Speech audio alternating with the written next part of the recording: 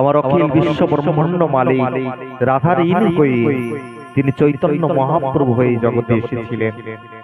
এবং চৈতন্য মহাপ্রভু 48 বছর পর্যন্ত, আমরা এবার একটু গৌর লীলার ভিতরে প্রবেশ করব, সেই বিরহ কেমন করে কৃষ্ণ হয়ে রাধারানীর কাছ থেকে বিরহ চেয়ে নিয়ে এসেছিলেন।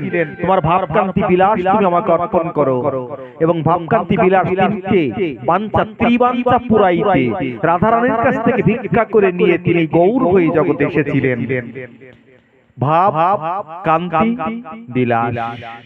আমি সময় সংকীর্ণ তো, আমাদের কাল কথা ছিল আজ এখানে আমরা অন্তিম সময় হোলি খেলবো, ফুলের হোলি, এবং বড়দের কাছ থেকে আশীর্বাদ গ্রহণ করব, এবং সবাই দোল উৎসবের আনন্দ করবেন।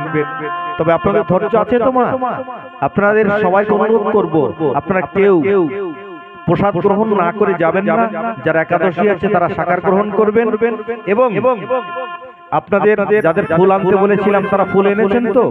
আজ আমরা ফুলের হোলি খেলবো অবশ্যই। হ্যাঁ, তো যদি আপনারা আলোচনা আপনাদের পরে নির্ভর, আপনারা যদি 10 মিনিট বেশি 15 মিনিট বেশি করতে বলেন আমার কোনো আপত্তি নেই। আবার যদি বলেন 15 মিনিট থাকতে বন্ধ করতে, তাতে কোনো আমার আপত্তি নেই। তবে আপনারা একাগ্র চিত্তে শ্রবণ করছেন, তাই আমি এই গৌর লীলায় যাচ্ছি, যে গৌর লীলায় কেমন করে সেই কৃষ্ণ রাধার ঋণী হয়ে তার ভাবকান্তি বিলাসকে আশ্রয় করে গৌর তত্ত্ব হয়ে কেমন করে আর জগন্নাথপুরীতে, অর্থাৎ রাধা বিরহ করে জগন্নাথকে কৃষ্ণের সঙ্গে মিলন হতে যাচ্ছে। কেমন করে বিরহ, তিনি 48 বছর এই জগতে ছিলেন। সে 48 বছরের ভিতরে 24 বছর হচ্ছে সন্ন্যাস লীলা, 6 বছর হচ্ছে পরিব্রাজক লীলা, 18 বছর হচ্ছে গম্ভীরা লীলা। এই গম্ভীরা লীলায় আমরা একজনের চরিত্রকে খুব সুন্দরভাবে শ্রবণ করব, সে হচ্ছে নামাচার্য হরিদাস ঠাকুর। যে নামাচার্য হরিদাস ঠাকুরের কথা একটু না বললে পরে দিবসী উপলক্ষে পূর্ণতা প্রাপ্ত হয় না। চৈতন্য মহাপ্রভু কৃষ্ণ বলে কাঁদতে কাঁদতে সমুদ্রে ভেসে গিয়েছিলেন। কৃষ্ণ বলে কাঁদতে কাঁদতে গভীর জঙ্গলে বাঘের সম্মুখে গিয়ে উপস্থিত হয়েছিলেন। কৃষ্ণ বলে কাঁদতে কাঁদতে বৃন্দাবনের মাটিতে অক্কুর ঘাটে এসে ঝাঁপ দিয়ে পড়েছিলেন। এমন বিরহ দশা। কৃষ্ণ বিরহে কেমন করে পতিত হতে হয় ত্রেতা যুগে দেখিয়ে গেছেন শ্রীমতী রাধা রানী, আর কলি যুগে দেখিয়ে গেছেন আমার শ্রীমান চৈতন্য মহাপ্রভু। কেমন করে আকলিত ব্যাকুলিত হলে পরে কৃষ্ণ পেতে পারো, সেই তত্ত্বটাই চৈতন্য মহাপ্রভু জগৎবাসীকে বুঝিয়ে গেছেন। বাবা, কেমন করে কৃষ্ণ বলে কাঁদতে হয় দেখিয়ে দিয়ে গেছেন। জানেন, যখন ব্যাঘ্রের সম্মুখে চলে গেলেন, বলভদ্র ভট্টাচার্য কাছে উঠে গেলেন ভয়তে নিজের জীবন রক্ষার জন্য।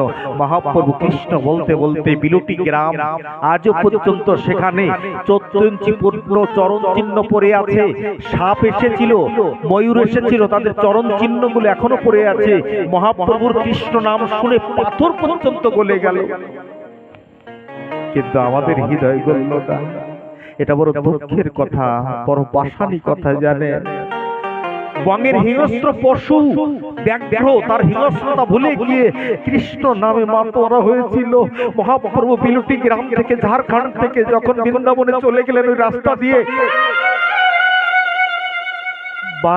চৈতন্য চরিতামৃত পড়ে দেবেন। ব্যাঘ্রগুলো আর কোনদিন শিকার করে তারা আহার করেনি। তারা যেন চোখের জল দিয়ে মহাপ্রভুর চরণ ধৌত করে দিয়ে বলেছিলেন, প্রভু এবার পশুকুলে এসেছি, হিংস্র স্বভাব নিয়ে এসেছি, কৃষ্ণ নাম করা হলো না প্রভু। আগামী জন্মে তোমার কৃপায় যদি মনুষ্য জন্ম পাই, তাহলে আমরা প্রাণ খুলে কৃষ্ণ নাম করবো প্রভু। কথা ব্যাঘ্রগুলো, ময়ূরগুলো, সর্পগুলো তারা মহাপ্রভুর কাছে প্রার্থনা করল, আর সেই মহাপ্রভু আমাদের দ্বারে দ্বারে এসে কৃষ্ণ নাম বিলিয়ে দিয়ে গেলেন, রাধা নাম বিলিয়ে দিয়ে গেলেন। বৃন্দাবন দাস গোস্বামী বলছে, যদি গোরা না হইতো কেমনে হইতো, ভজন শিখাতো কে? রাধার রসসীমা বজের মহিমা জগতে বিলাত। কি বিলাত রাধার মহিমা বলুন? আজ নামে প্রাণ চলে এসেছে। যেদিন রাধা প্রেম স্পর্শ করা হয়েছে নামের সঙ্গে, আর তো এই নাম সত্য যুগে ছিল বাবা। এ নাম ত্রেতা যুগে ছিল, এ নাম দ্বাপর যুগেও ছিল, কিন্তু সেই নামে ক্রিয়া হয়নি, মানুষের প্রেম বিগলিত হয়নি। কেন? ততদিন পর্যন্ত রাধা প্রেম যুক্ত হয়নি। তাই কৃষ্ণদাস কবিরাজ গোস্বামী বলছে, রাধিকা হয় কৃষ্ণের প্রণয় বিকার, আল্লাহ তিনি স্বরূপ শক্তি নাম হয় যার, আল্লাহ তিনি দ্বারা করে আনন্দ সদন, আল্লাহ তিনি দ্বারা করে ভক্তেরই পোষণ, আল্লাহ তিনি সার প্রেম, প্রেম সার ভাব, ভাবেরও পরমকাষ্ঠা নাম মহাভাব, সেই ভাব রূপ হয় আমার রাধা ঠাকুরানী, সর্বক্ষণে ক্ষণে কৃষ্ণ কান্তা শিরোমণি। কান্তা শিরোমণি সেই রাধা অঙ্ককে ধারণ করে। আজ বলুন না, কৃষ্ণ জগতে এসেছিল শ্যামবর্ণ, রাম এসেছিল শ্যামবর্ণ, আর যখন সেই কৃষ্ণ গৌর হয়ে এসেছে, তার শ্যামবর্ণ কোথায় গেল, কালো বর্ণ কোথায় গেল?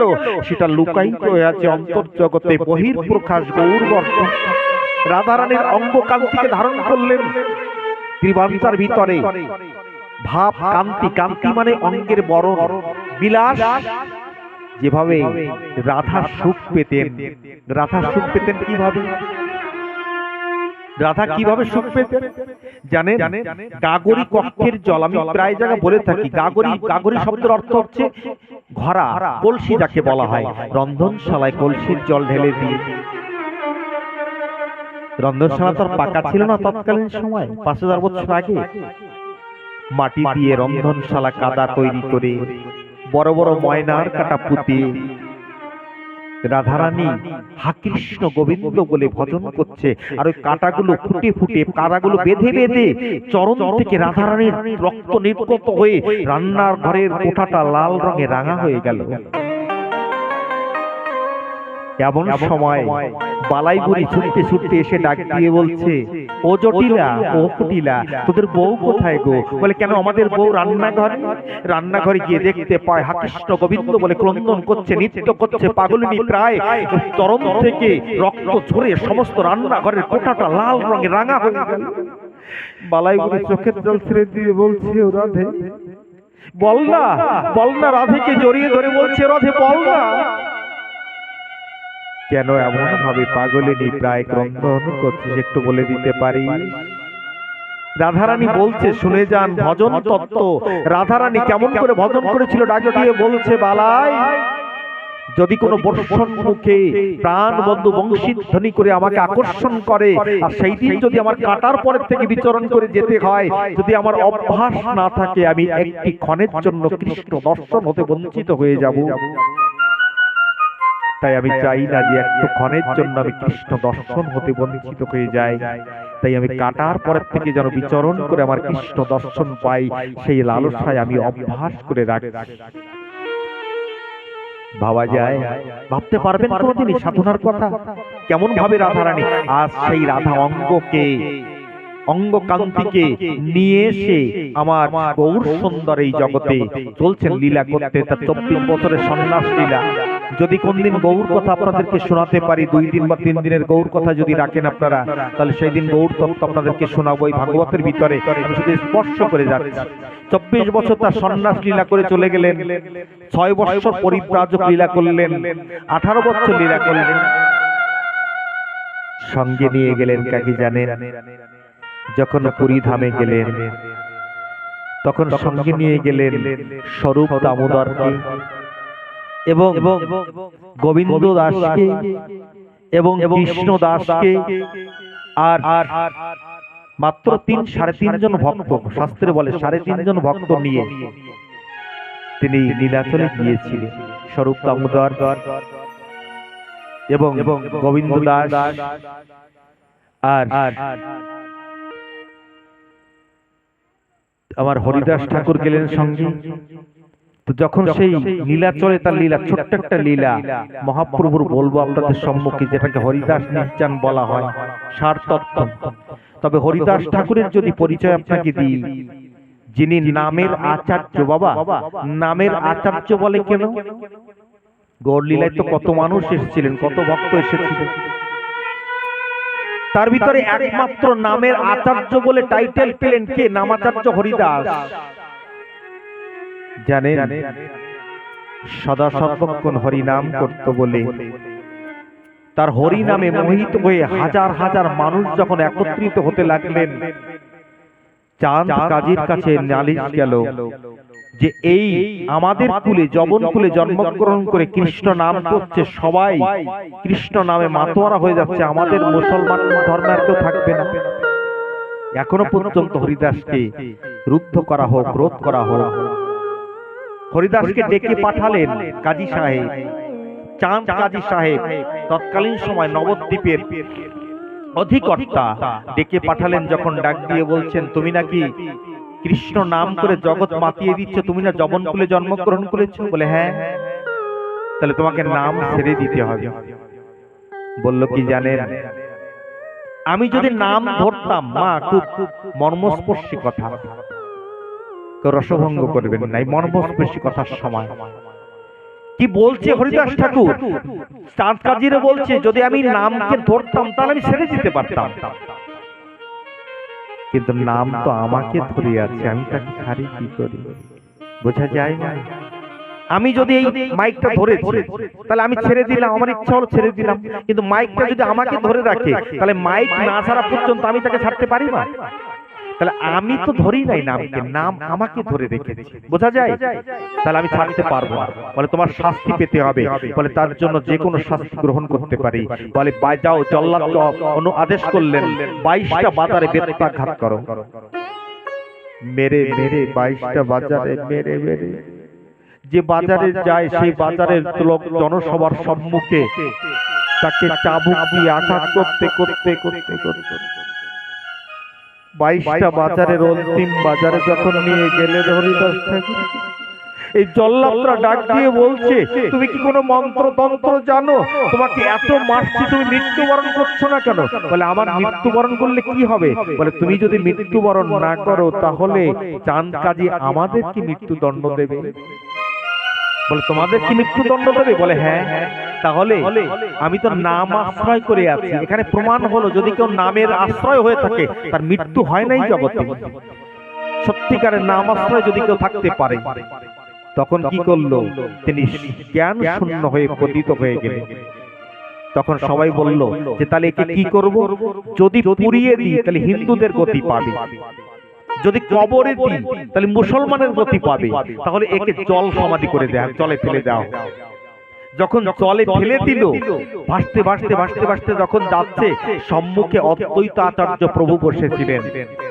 দেখে একটা মানুষ ভেসে যাচ্ছে, তখন তাকে নিয়ে আসলেন। নিয়ে আসে তাকে সেবা করার পরে যখন সুস্থ হয়ে গেল, তাকে জিজ্ঞাসা করলো, তোমাকে কেন মেরেছি?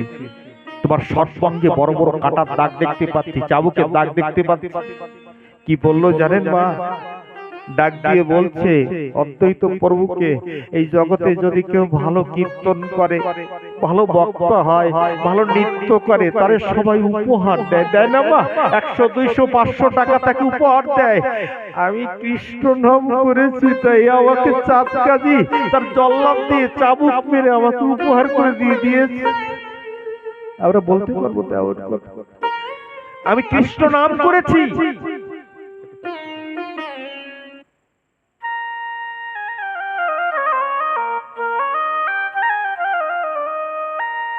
আমি কৃষ্ণ নাম করেছি, তার জন্য আমাকে উপহার প্রদান করেছে। আমরা জীবনে বলতে পারবো ভাই, একটা কথা বলতে পারবো?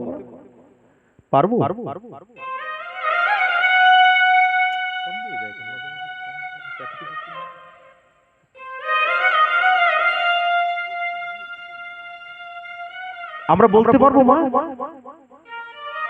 একটু চিন্তার জগতে যান, কেমন ভজন করেছিল তারা, কৃষ্ণ ভজন। শুধু শুধু নামের আচার্য টাইটেল পায়নি তারা।